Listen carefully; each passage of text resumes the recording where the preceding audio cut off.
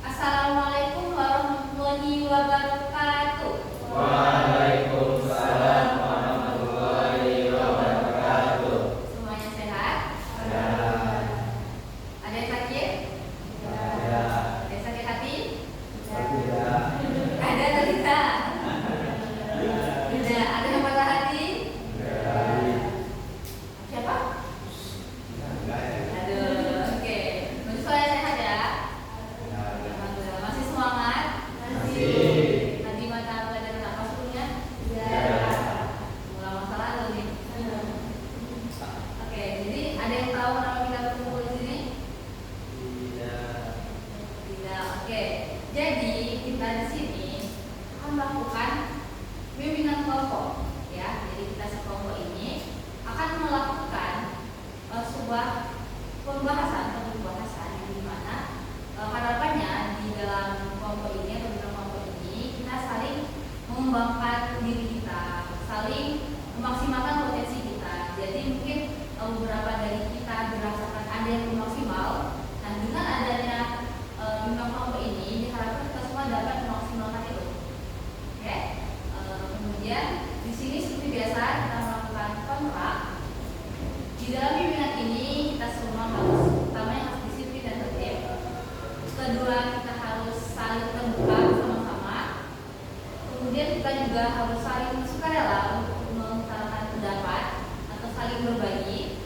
Nah, kemudian juga karena waktu kita yang terbatas, jadi sekitar 45 menit ke depan kita akan melakukan sesi tanya jawab atau diskusi selama kegiatan ini. Apakah di sini ada yang masuk? Tidak. Oke. Nah, jadi hari ini kita akan membahas tentang gaya belajar yang dikemas menjadi mengungkapkan rahasia gaya belajar. Nah, di sini ada yang tahu nggak gaya belajar itu apa? Apa?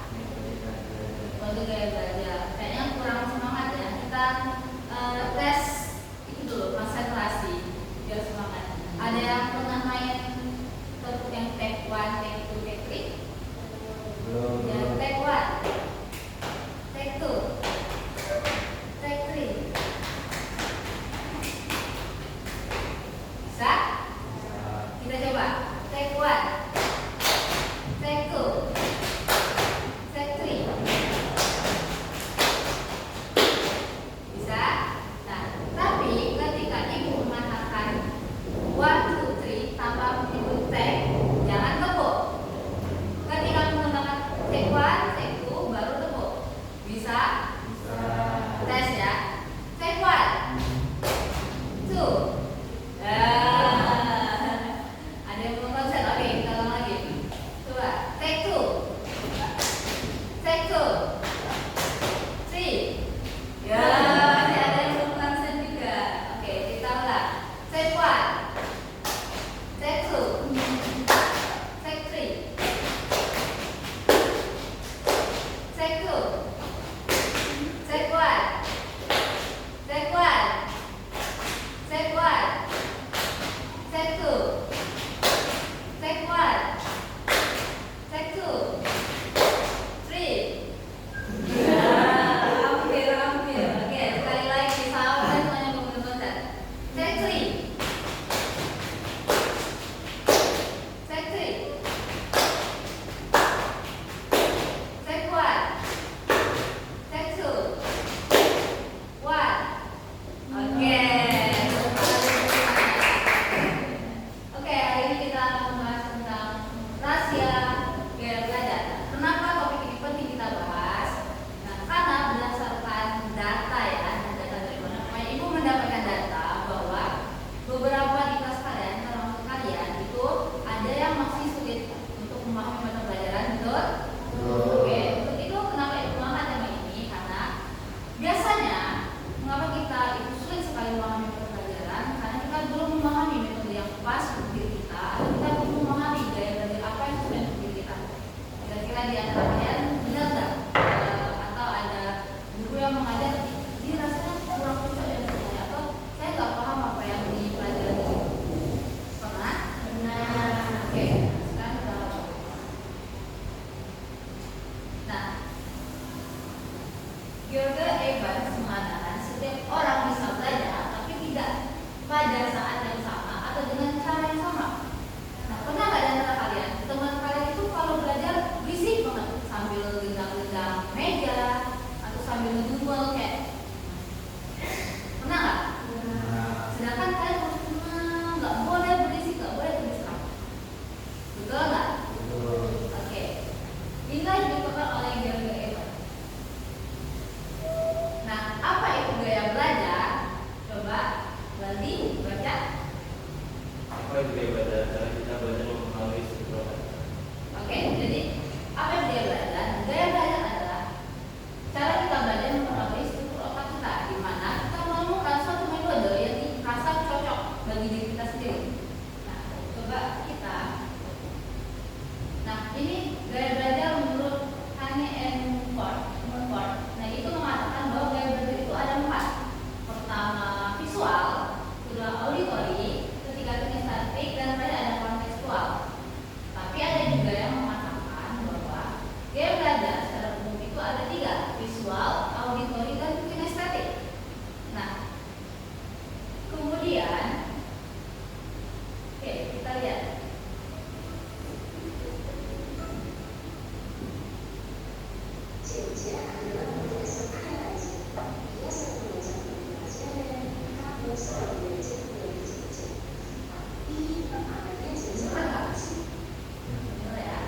Oke, ini ada video, kita coba amati. Nanti kita sama-sama diskusikan. Kira-kira apa sih maksud dari video ini? Oke?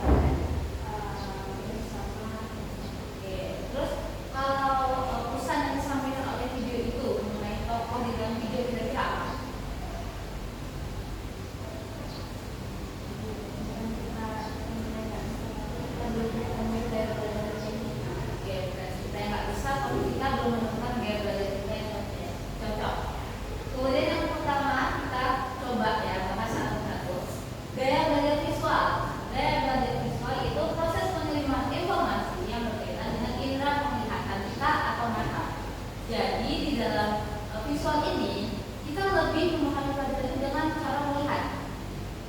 Nah, bagaimana karakteristik pelajaran visual ini? Pertama, dia itu bisa mengingat dengan gambar. Kedua, lebih suka membaca daripada dibacakan. Kemudian dia lebih membutuhkan gambaran atau tujuan menurut dan menangkap detail.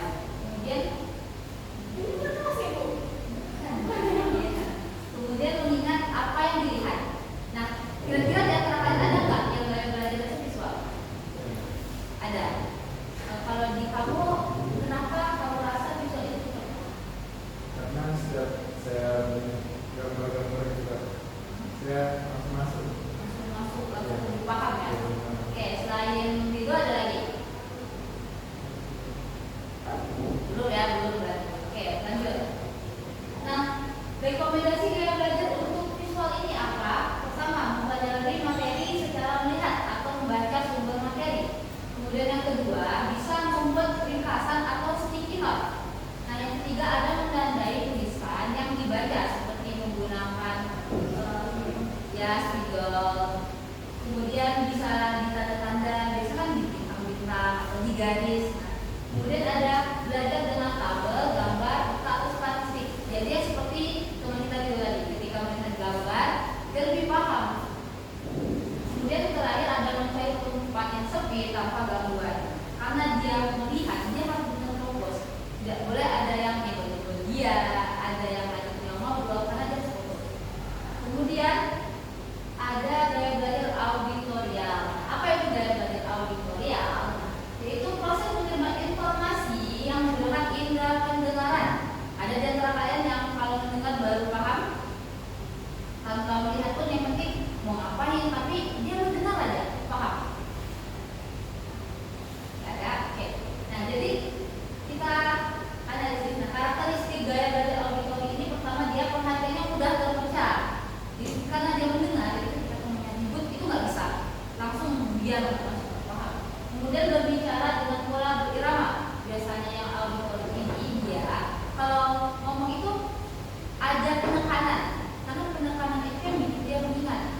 Contoh biasanya hafalan itu biasanya pasti kita ada kayak Bismillahirrahmanirrahim.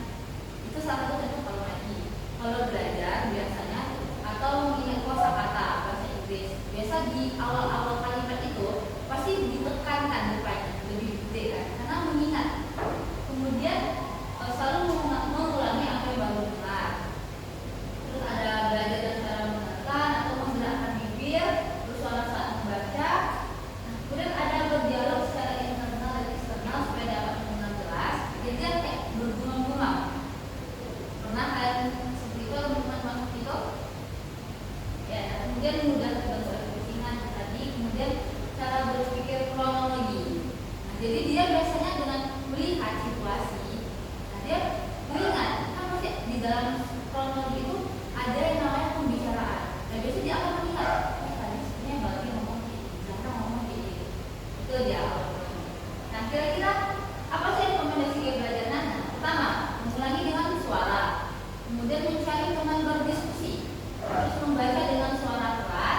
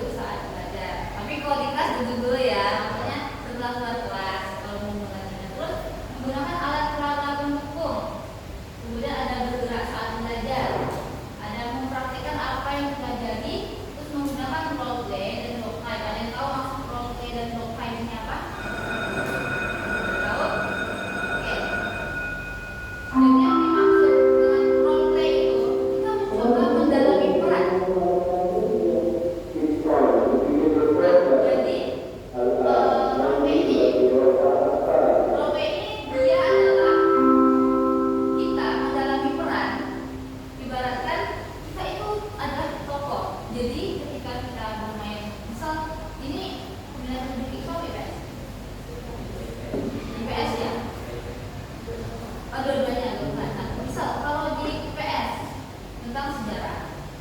Kita ibaratkan kita ada sejarawan. Jadi kita ketika menceritakan sejarah itu, kita ibaratkan kita ini adalah tokoh besar.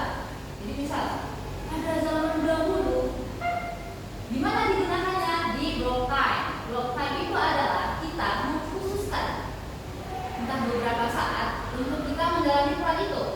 Jadi kita sediakan waktu khusus untuk kita mempraktikkan itu. Misal tanya sejarawan, kita bercerita entah tentang perubahan bumi atau apa, menggunakan block time. Jadi satu hari kita tutup kamar, masuk tembok ke pijama, kita suka bermain peran sendiri. Kemudian tadi berbahasa belajar dan bisa bergerak kaki, bergerak tangan, atau bisa sambil tutup kepala. Biasanya kayak gitu nggak?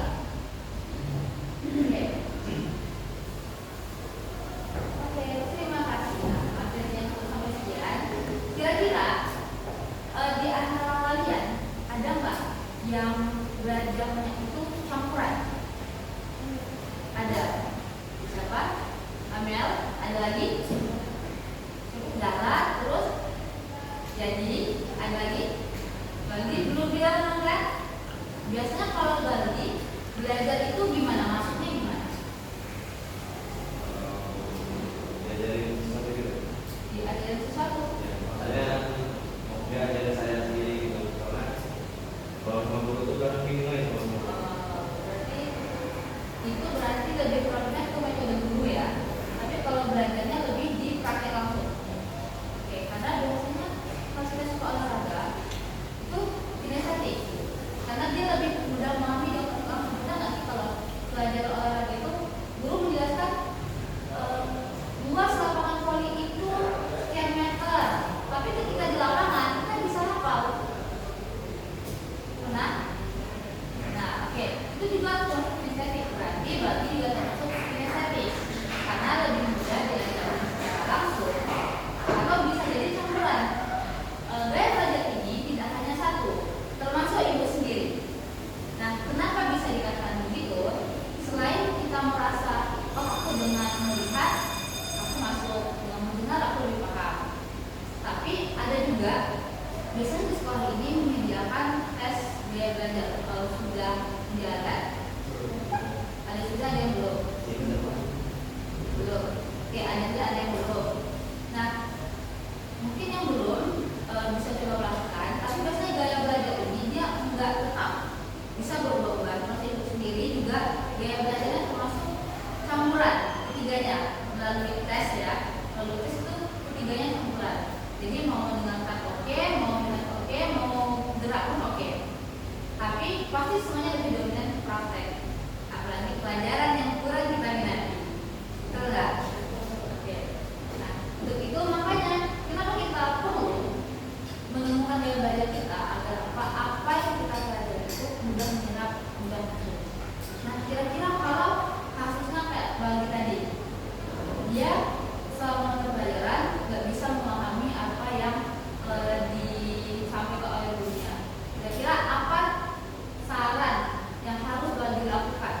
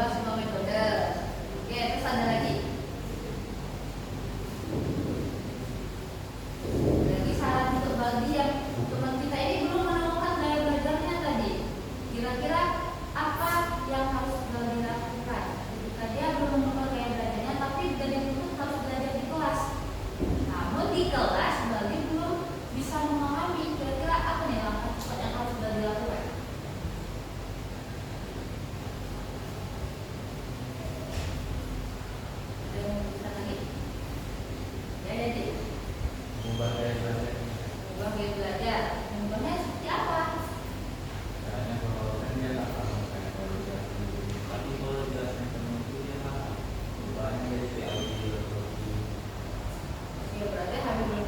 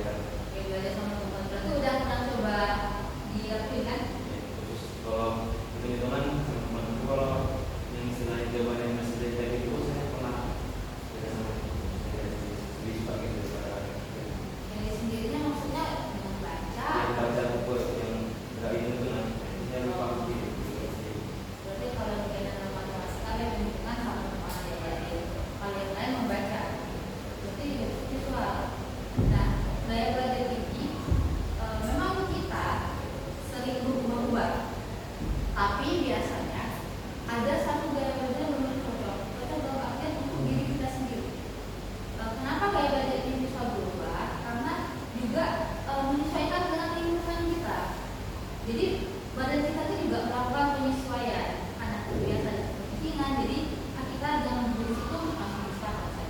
Tapi untuk di rumah itu kita harus punya satu metode belajar. Kalau misal kalian mau coba semuanya nggak masalah, misal tadi menggunakan sticky note untuk yang auditory, nah kita nggak pernah kemarin ini, tapi coba nggak masalah, coba di buku itu gunakan sticky note atau tadi sambil mendengarkan lagu. Pernah nggak kalian sambil belajar itu sambil relaksasi pakai instrumen gitu? Pernah? Jadi pernah? Belum pernah? Belum juga? Itu juga bisa karena salah satu untuk meningkatkan konsentrasi. Oke, kalau kalian nggak bisa sambil belajar itu juga bisa.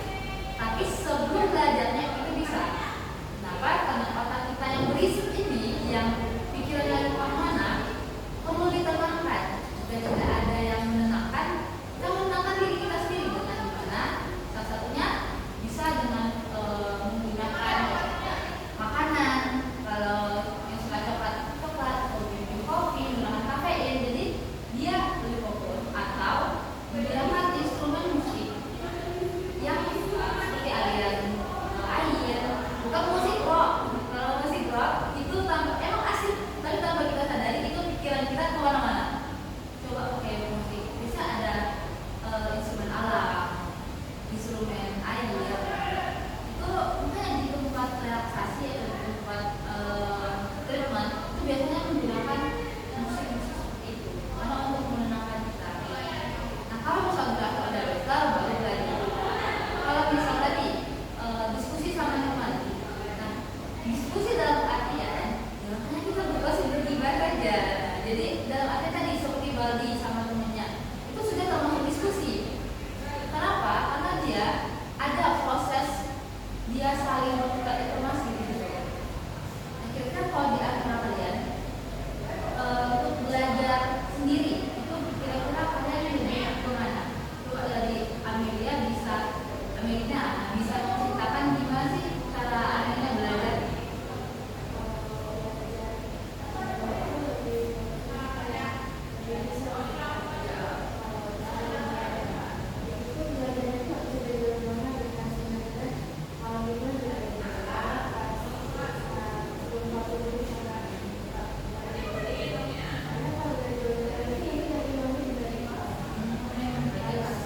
SKS gitu ya?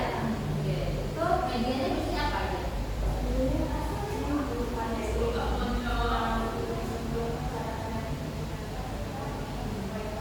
Rangkuman gitu ya? Terus ada lagi? Itu. Terus selanjutnya boleh diceritakan proses belajarnya?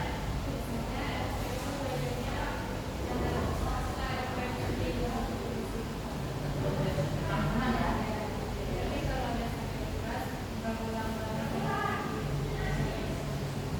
Jadi pelajaran dari Biohari atau SKS juga? SKS juga. Terus selanjutnya adalah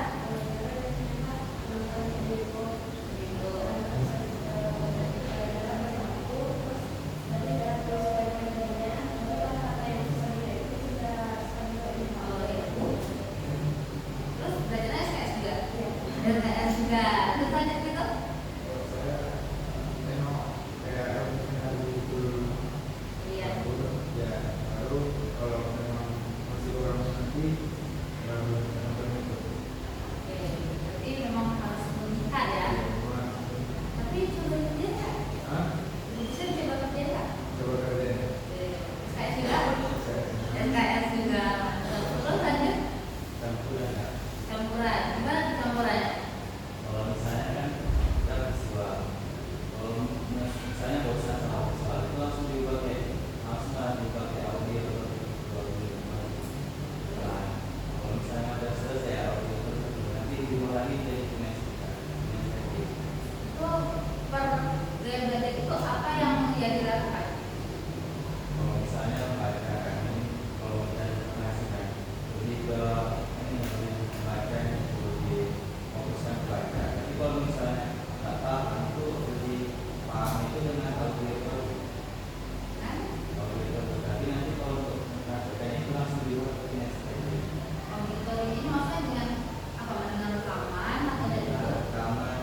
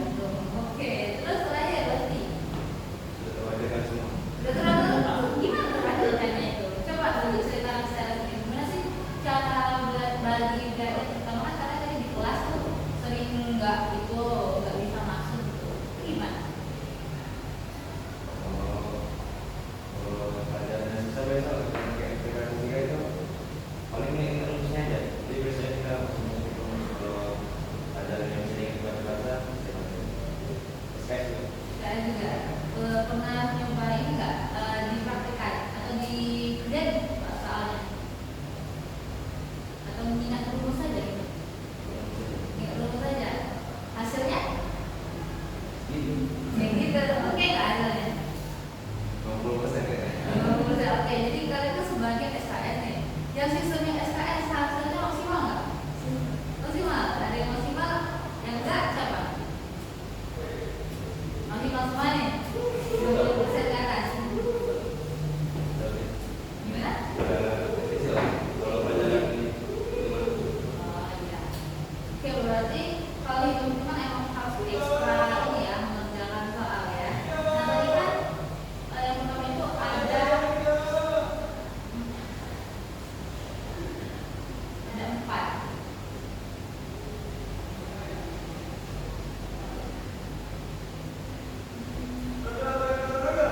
Nah kontekstual, ada yang tahu nggak kira-kira gaya belajar kontekstual ini apa?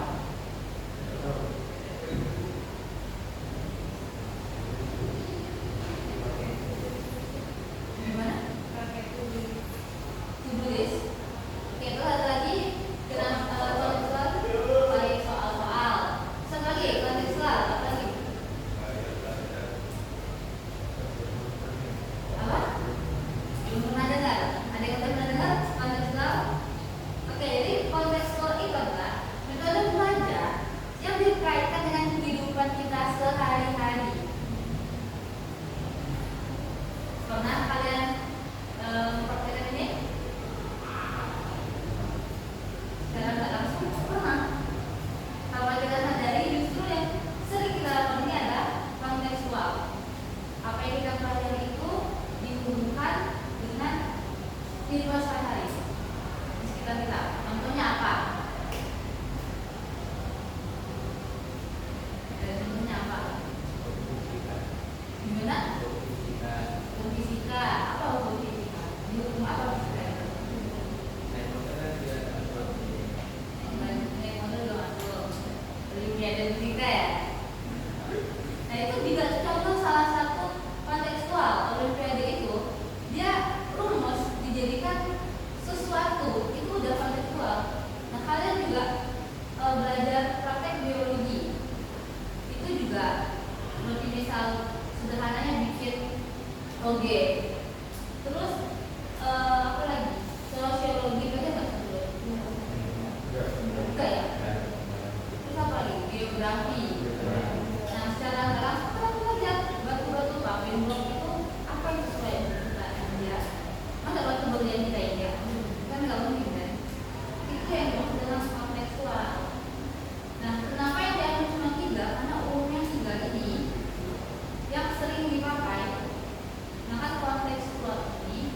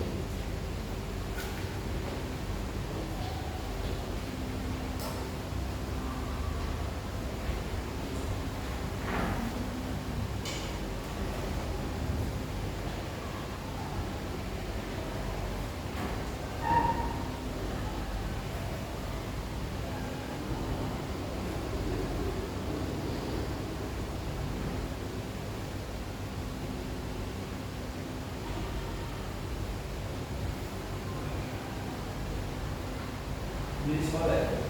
Di sekolah atau di Apa aja?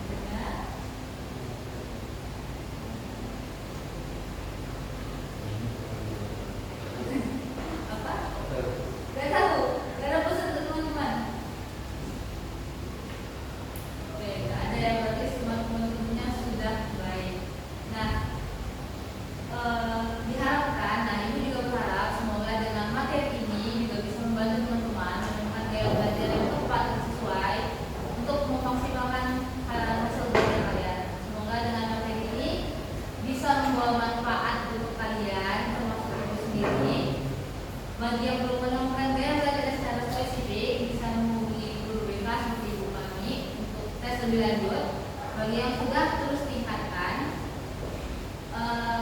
terlebih kekurangnya ibu mohon maaf karena itu sudah waktu kita dalam proses